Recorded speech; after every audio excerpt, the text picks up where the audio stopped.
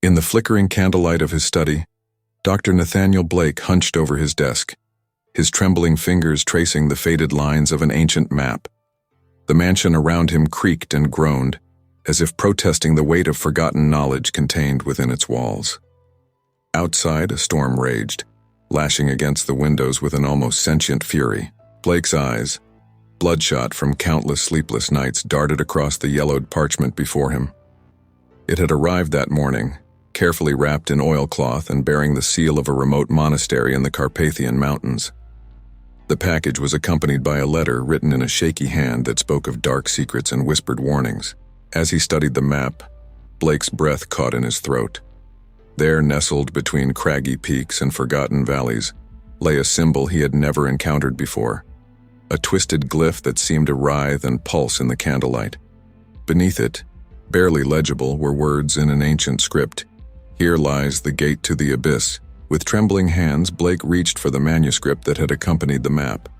As he opened its cracked leather cover, a chill wind extinguished the candle, plunging the study into darkness.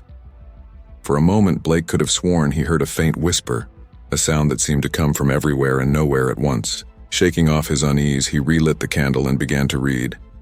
The words before him spoke of a lost city, buried beneath the earth for eons, and of something ancient and terrible that slumbered within its depths. As he read on, Blake felt a growing sense of excitement mingled with dread. He knew, with a certainty that chilled him to his core, that he had stumbled upon something that would change his life forever. Little did he know just how right he was. Days blurred into weeks as Dr. Nathaniel Blake immersed himself in the cryptic manuscript. The outside world faded away. His only companions were the dusty tomes that lined his study and the incessant scratching of his pen as he filled notebook after notebook with frantic scribbles. The text was unlike anything he had encountered in his years of academic study. It spoke of civilizations that predated known history, of cosmic entities that lurked beyond the veil of human perception. But it was the descriptions of the subterranean city that truly captured Blake's imagination. The manuscript painted vivid pictures of cyclopean architecture, of vast chambers hewn from living rock, and of intricate carvings that depicted scenes of such cosmic horror that Blake's mind recoiled for. As he delved deeper into the text, Blake began to experience changes. His dreams were plagued by visions of endless dark corridors and shadowy figures that lurked just beyond the edge of sight. He would wake in a cold sweat, the echoes of unintelligible whispers fading from his ears. Even in his waking hours, Blake found himself haunted. More than once, he caught glimpses of movement in the corners of his study, only to find nothing when he turned to look. The shadows seemed to grow deeper, more alive somehow, and he could have sworn that the very air around him had taken on an oppressive, watchful quality.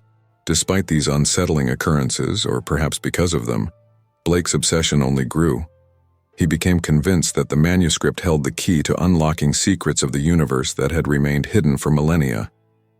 His own research, once focused on more mundane aspects of ancient history, now seemed trivial in comparison. As the autumn days grew shorter and the nights longer, Blake's isolation deepened. He no longer ventured out of his mansion, not even to collect his mail or purchase supplies. His meals, when he remembered to eat at all, consisted of whatever he could scrounge from his dwindling pantry. One night, as he pored over a particularly obscure passage, Blake's candle guttered and died. In the sudden darkness, he heard it again. That whisper, now clearer than ever before. It spoke of ancient wisdom and promised revelations beyond his wildest dreams. All he had to do, it said, was find the city. In that moment, Blake knew what he had to do. With feverish energy, he began to plan an expedition. He would find the lost city no matter the cost. The whispers promised that all would be revealed, if only he had the courage to seek it out. Little did Blake realize that his descent into madness had only just begun. As winter's icy grip tightened around the old mansion, Dr. Nathaniel Blake threw himself into preparing for his expedition with manic fervor. His study, once a sanctuary of academic pursuit, now resembled the lair of a madman. Maps and charts covered every surface, their margins filled with arcane symbols and fevered notations. Equipment for subterranean exploration, ropes, lanterns, pickaxes, lay scattered amid piles of esoteric tomes and crumbling scrolls. Blake's appearance had deteriorated along with his surroundings. His once meticulously trimmed beard had grown wild and unkempt, shot through with streaks of gray. Dark circles ringed his sunken eyes, which now held a feverish gleam that bordered on fanatical. He muttered constantly to himself, carrying on conversations with unseen entities that only he could perceive. As he worked, Blake became increasingly aware of a presence in the house. It was subtle at first. Objects moved when his back was turned, doors creaked open of their own accord. But as the days wore on, the manifestations grew bolder. Shadows danced at the edge of his vision, taking on grotesque, inhuman shapes before melting back into darkness. The whispers, once confined to his dreams, now haunted his waking hours, urging him onward, promising revelations beyond mortal ken. One stormy night, as Blake pored over his calculations for the 100th time, a particularly loud crash of thunder shook the mansion to its foundations. In the brief, blinding flash of lightning that followed, Blake saw something that made his blood run cold. There, reflected in the window pane, stood a figure, tall, otherworldly, with a face that seemed to shift and writhe in impossible ways. Blake whirled around, his heart pounding, but the study was empty. Shaken but undeterred, Blake redoubled his efforts. He was close now, he could feel it.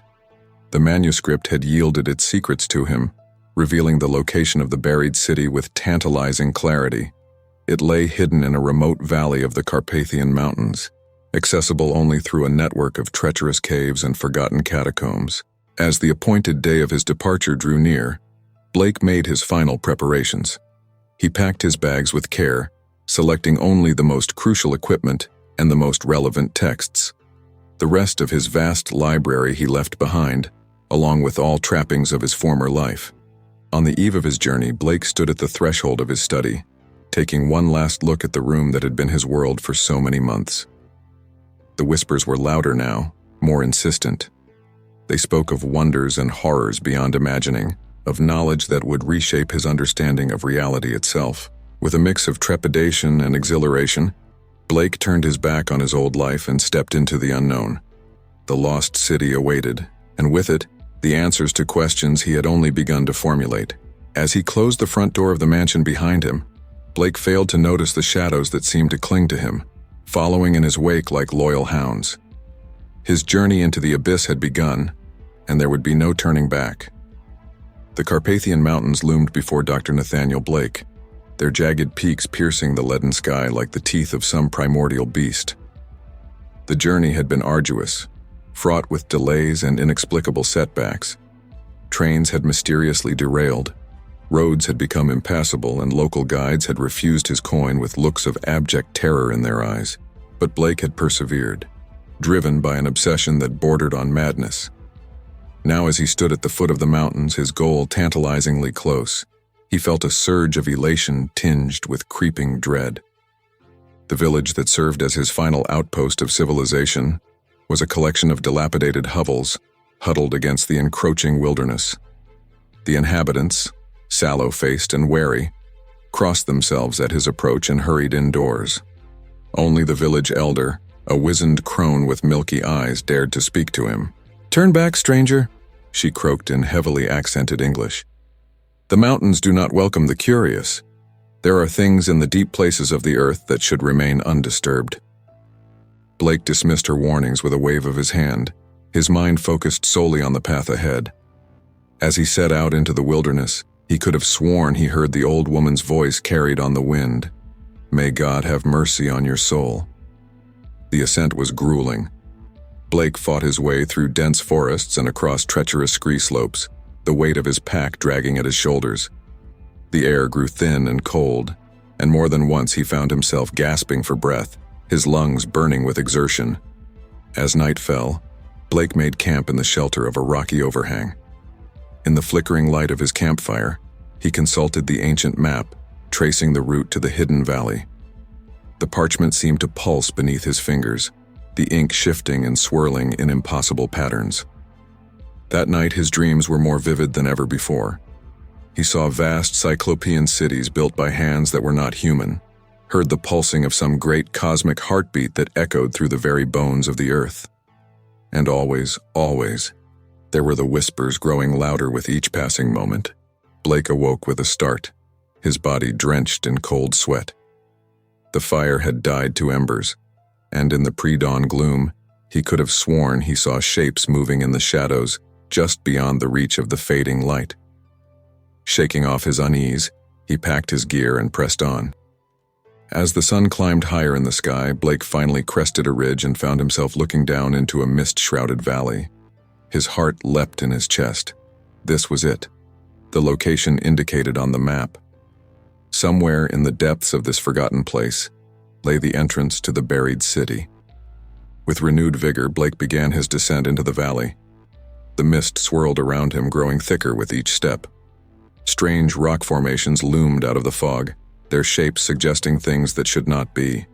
The air grew heavy and still, filled with an oppressive silence that seemed to swallow all sound. As he reached the valley floor, Blake's foot struck something hard. Kneeling down, he brushed away centuries of accumulated debris to reveal a stone slab covered in intricate carvings. His hands trembling with excitement, he pulled out his notebook and began to translate the ancient script. The words he deciphered made his blood run cold. "Abandon all hope, ye who enter here. For beyond this point lies the realm of that which should not be named, the dweller in the abyss, whose very existence is anathema to the laws of man and nature." Blake hesitated for a moment, a small voice of reason crying out for him to turn back. But the whispers in his mind drowned out all doubts. With a deep breath, he pushed aside the stone slab, revealing a yawning darkness that seemed to stretch into infinity. The threshold to the unknown lay before him. With one last look at the world of light and sanity, Dr. Nathaniel Blake stepped into the abyss. The darkness swallowed Dr. Nathaniel Blake whole as he ventured into the subterranean passage. The air grew thick and stagnant, heavy with the musty scent of ages past.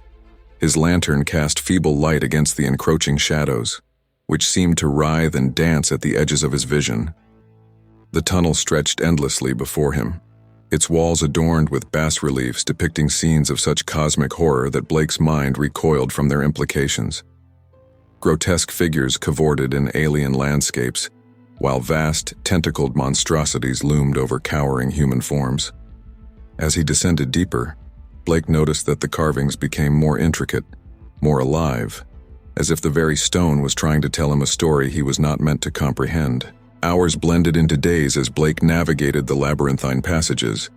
He lost all sense of time and direction, guided only by the feverish whispers that echoed in his mind and the pulsing glyph on his ancient map. His supplies dwindled, and he found himself subsisting on strange, phosphorescent fungi that clung to the damp walls. On what he estimated to be the 5th day of his descent, Blake encountered his first true horror. As he rounded a corner, his lantern illuminated a scene that froze the blood in his veins. Before him lay the desiccated remains of a previous expedition, skeletal figures clad in the tattered remnants of 19th century attire. Their faces were frozen in expressions of utter terror, jaws agape in silent screams. Among the bodies, Blake found a journal, its pages yellowed and brittle with age. With trembling hands, he opened it and began to read. The account within spoke of an ill-fated expedition led by a German archaeologist some 50 years prior. The final entry, scrawled in a frenzied hand, read, "God help us, we have awakened something. It comes for us now. If you read this, turn back. For the love of all that is holy, do not disturb the sleeper in the depths." Blake should have heeded the warning. He should have turned back then and there, fleeing to the safety of the world above. But the whispers in his mind had grown to a fever pitch, drowning out all reason and self-preservation. With a final glance at the grim tableau, he pressed on into the darkness. As he descended ever deeper, Blake began to notice subtle changes in his surroundings. The rough-hewn tunnels gave way to smooth, obsidian-like surfaces that seemed to absorb light rather than reflect it. Strange, angular geometries defied the laws of Euclidean space, creating impossible archways and corridors that seemed to fold in on themselves. The air grew heavy with an otherworldly miasma, and Blake found himself plagued by vivid hallucinations. Shadowy tentacles reached for him from every corner, and he could have sworn he saw eyes, hundreds of eyes, watching him from the darkness. His sanity began to fray at the edges, reality blurring with the nightmarish visions that assaulted his mind. Finally, after what seemed like an eternity of descent, Blake emerged into a vast cavernous chamber. His lantern, now flickering weakly, barely penetrated the oppressive gloom. But even in the dim light, he could make out the outlines of titanic structures, buildings of such scale and alien design that they defied comprehension. He had found it. The lost city spoken of in the ancient manuscript lay before him, a metropolis built by hands that were never meant to be human. As Blake took his first tentative steps into the dead city, the ground beneath him trembled. A low, sonorous hum filled the air, growing in intensity until it seemed to vibrate the very atoms of his being. And then, carried on that cosmic vibration, came a voice, if such a term could be applied to the mind-shattering sound that filled his consciousness. "Who dares disturb my slumber?" Blake fell to his knees, his mind reeling from the sheer alien presence that now permeated the air around him. He had come seeking knowledge, but in that moment he realized the terrible truth. Some things were never meant to be known by mortal minds. The true horror of his situation began to dawn on him as the massive shapes in the darkness started to move. Dr. Nathaniel Blake's world dissolved into a kaleidoscope of terror and revelation as the entity stirred. The darkness around him seemed to pulse with eldritch energy, and the very air vibrated with an otherworldly resonance that threatened to tear his sanity asunder. Massive shapes shifted in the gloom, their movements defying the laws of physics. Blake caught glimpses of writhing tentacles, of eyes that opened like wounds in reality itself, of geometries that hurt his mind to perceive. The whispers that had guided him for so long now rose to a deafening crescendo, a cacophony of alien voices that spoke of truths beyond human comprehension. As he cowered on the cold stone floor, Blake felt a presence brush against his mind. It was vast beyond imagining, ancient beyond time, a consciousness so alien that merely touching it threatened to unravel the fabric of his being. And yet, in that touch, knowledge flooded into him. He saw the truth of creation, the birth and death of universes, the rise and fall of civilizations that predated humanity by eons. He witnessed the true nature of reality, a swirling chaos of probabilities and dimensions, held in check by forces beyond mortal ken. And at the center of it all he perceived the entity, the dweller in the abyss, a being so incomprehensibly vast that galaxies were but motes of dust in its unfathomable form. The revelations came faster now, each one threatening to shatter Blake's fragile grip on sanity. The lost city was not built by the entity, but rather grew around it, an organic manifestation of its dreams. Humanity was not the first, nor would it be the last, to walk the earth. Civilizations rose and fell in cycles, each one a mere eye blink in the cosmic scale. The whispers that had guided him were but echoes of the entity's thoughts, rippling across time and space.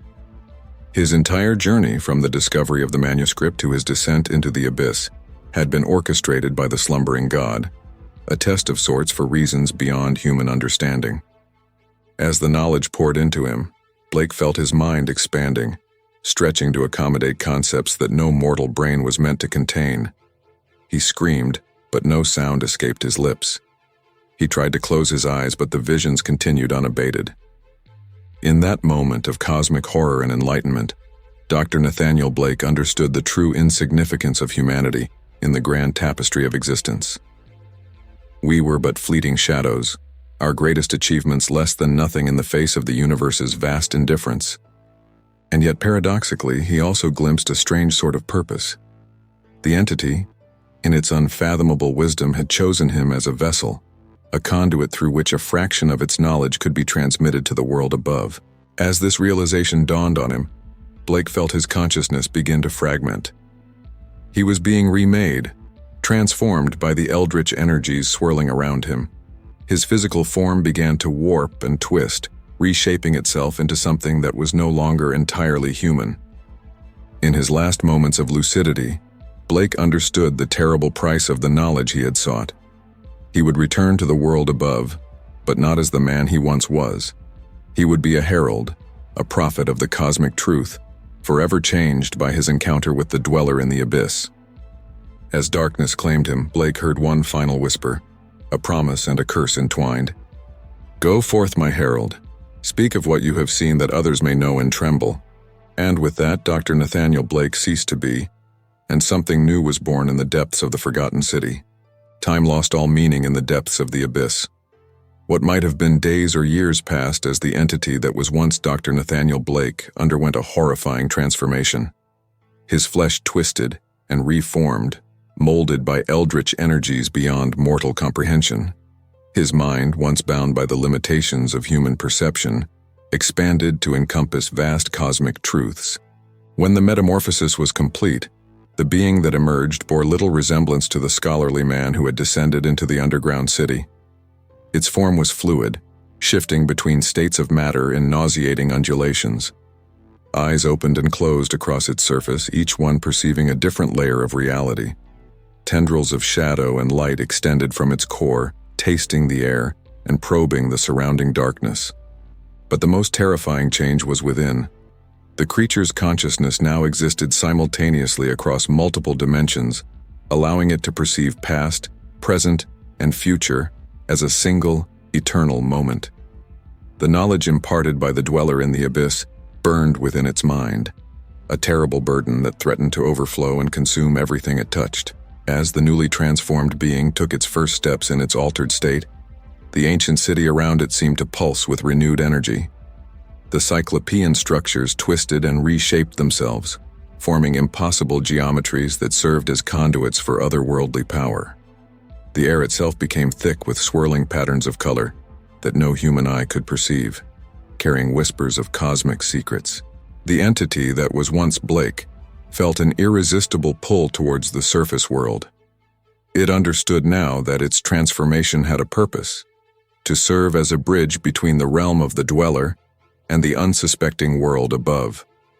It was to be a herald, a harbinger of truths too terrible for mortal minds to bear. With each step towards the surface, the creature felt its power grow. Reality warped around it, bending to accommodate its impossible form. The tunnels that had once seemed so labyrinthine now unfolded before it like a straight path, guiding it inexorably towards its destiny. As it ascended, fragments of Blake's former self flickered through its consciousness, memories of a life that now seemed as distant and insubstantial as a half-forgotten dream. It remembered the thrill of academic discovery, the quiet solitude of his study, the burning desire for knowledge that had led him to this fate. These remnants of humanity were now mere motes in the vast cosmic awareness that filled its being. Finally, after an ascent that might have taken moments or millennia, the entity emerged from the mouth of the cave into the moonlit Carpathian night. The world above seemed small and fragile now. A thin veneer of reality stretched over the seething chaos that it now knew lay beneath. As it stood at the threshold between worlds, the creature felt the weight of its terrible purpose settle upon it.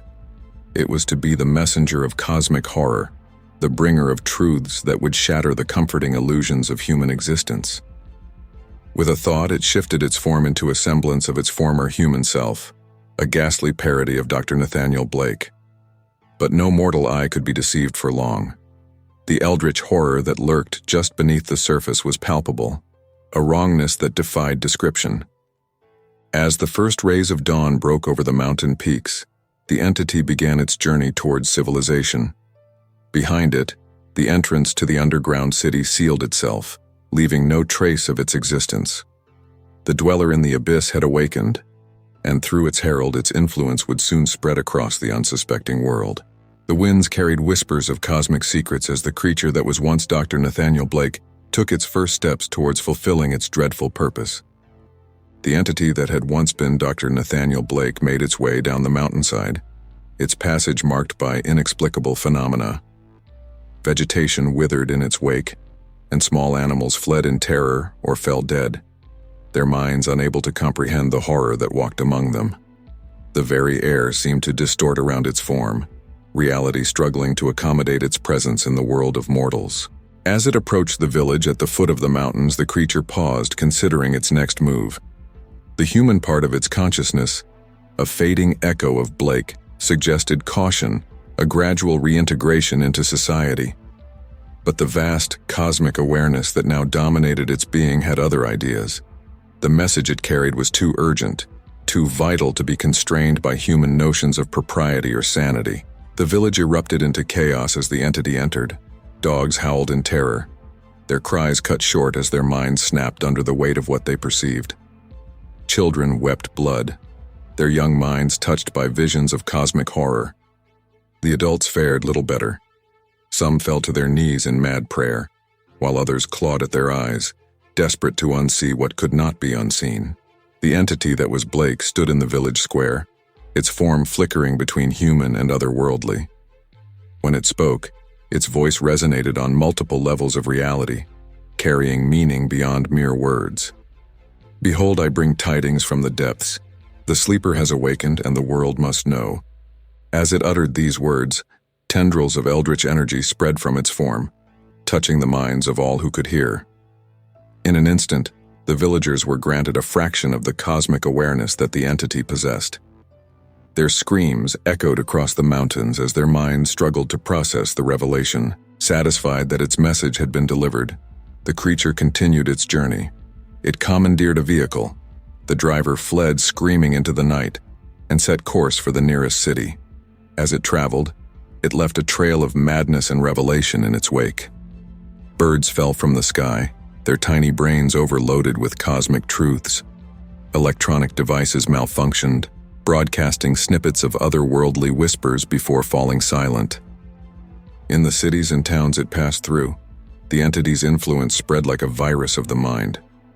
Those who came into direct contact with it were irrevocably changed, their perceptions altered to see the world as it truly was, a fragile bubble of reality floating in a vast sea of cosmic chaos. These unfortunate souls became its disciples, spreading the message further. Governments and religious institutions scrambled to respond to the growing crisis. Reports flooded in from around the globe of mass hallucinations, spontaneous mutations, and reality-warping events. The entity that was once Blake had become a nexus of chaos, a walking breach in the fabric of mundane reality. As panic spread, the creature felt a grim satisfaction. This was but the beginning. The world of humans, with its illusions of order and meaning, was being torn asunder. In its place would rise a new understanding, a terrible enlightenment that would bridge the gap between the realm of mortals and the cosmic entities that lurked beyond. Yet deep within the swirling maelstrom of its consciousness, a small part of Nathaniel Blake remained.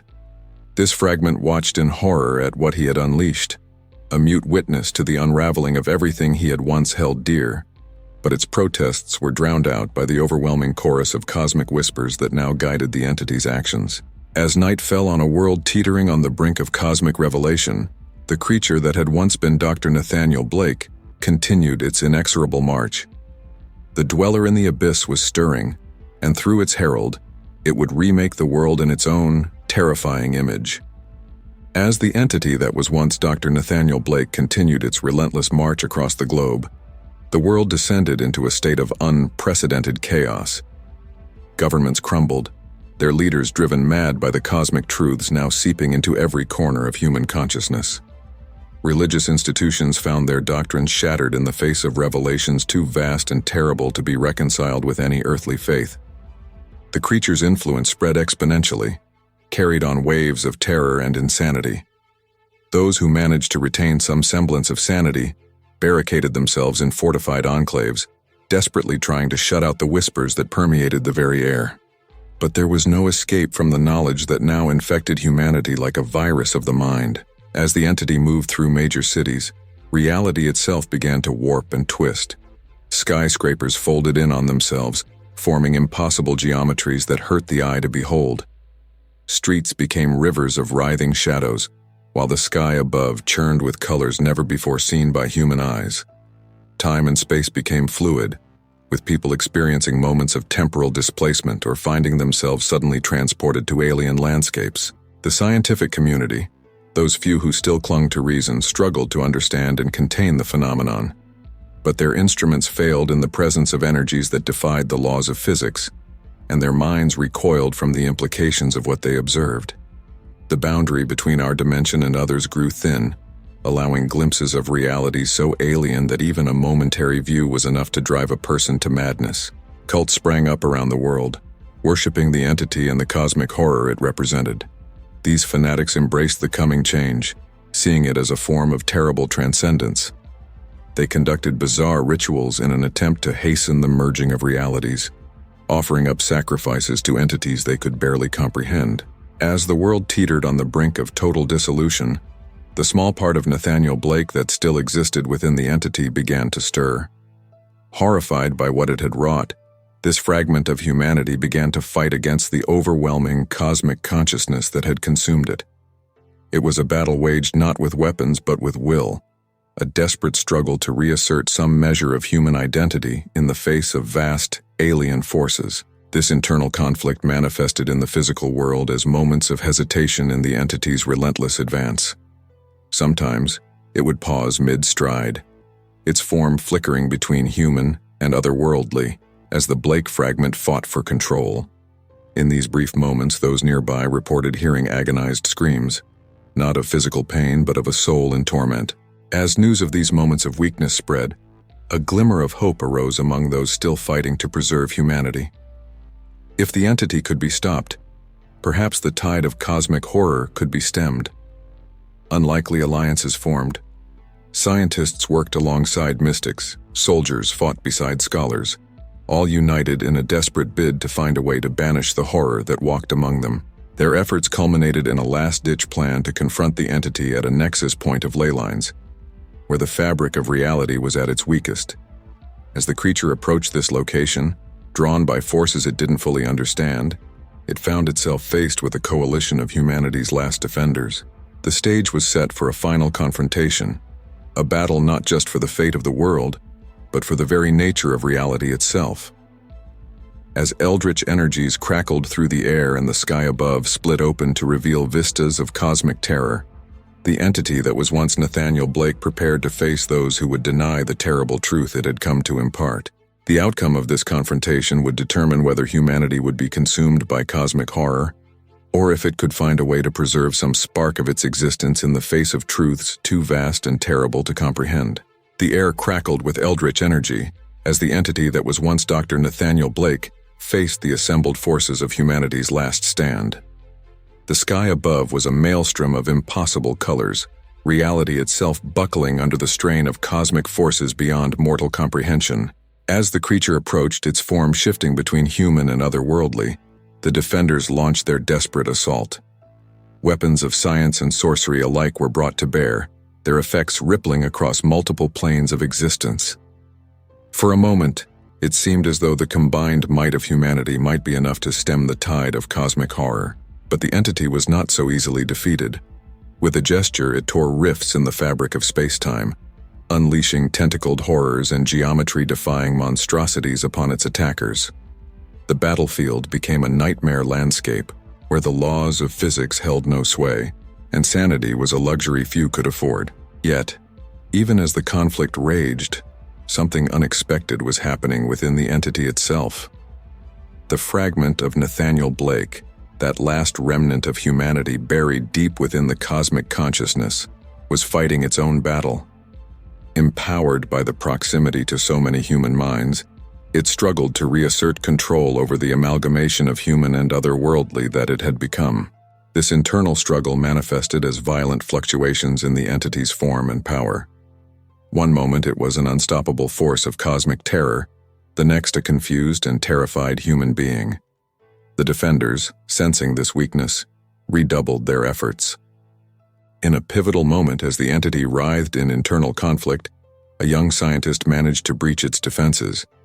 Using a device that emitted a frequency attuned to human brainwaves, she established a tenuous connection with the Blake fragment within. Through this connection, the last vestiges of Nathaniel Blake's consciousness surged forward. In a supreme act of will, it grappled with the vast, alien intelligence that had consumed it. The struggle was titanic, waged across dimensions and realities, as human determination faced off against cosmic indifference. To the observers, the entity appeared to be tearing itself apart. Its form flickered between states with increasing speed, reality warping around it in dizzying patterns. The air was filled with a cacophony of sounds. Human screams mingled with otherworldly whispers and the howl of tearing dimensions. In the end, it was not force of arms or eldritch power that decided the fate of the world, but the strength of one man's will. In a final, Herculean effort, the essence of Nathaniel Blake reasserted control. The cosmic entity that had nearly consumed the world was drawn back, sucked into the void from whence it came. As the dust settled and the unnatural storm in the sky began to clear, the defenders found themselves facing not an eldritch abomination, but a broken, human figure. Dr. Nathaniel Blake, aged beyond his years and with eyes that had seen too much, collapsed to the ground. The threat was over, but at a terrible cost. The world had been forever changed by its brush with cosmic forces. The veil between realities, once pierced, could never be fully mended. Humanity would have to come to terms with the knowledge that their universe was vaster and more terrifying than they had ever imagined. As for Dr. Blake, he had paid the ultimate price for his quest for forbidden knowledge. Though he had saved the world, he was irrevocably changed. The cosmic truths he had witnessed could not be unlearned, and the whispers of the abyss would haunt him for the rest of his days. In the years that followed, as humanity rebuilt and tried to make sense of what had transpired, Nathaniel Blake became both a cautionary tale and a reluctant guardian. His experiences had left him uniquely qualified to stand watch against future incursions from beyond the veil of reality.